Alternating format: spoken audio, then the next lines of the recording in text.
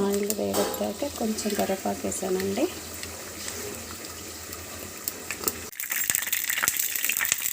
Oil వేడెక్కింది.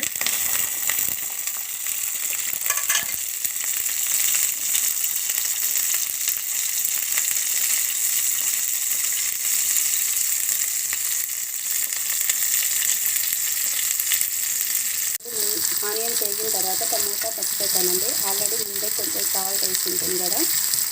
ఇదంతా మెత్తబడిన తర్వాత మళ్ళీ మిర్చి వేస్తానండి.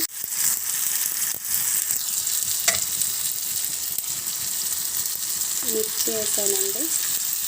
మిర్చి కచ్చా పచ్చ దంచాను ఊరికే జస్ట్ అట్లా.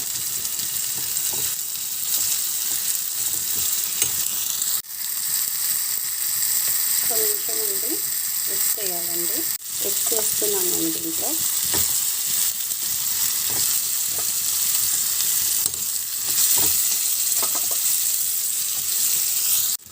ఎగ్స్ వేసాను కదా, కొంచెం మిరియాల పొడి వేస్తున్నాను అండి నేను. ఎగ్ కర్రీ రెడీ అండి. ఎగ్ కర్రీ వేస్తున్నానండి మా వారికి కూడా.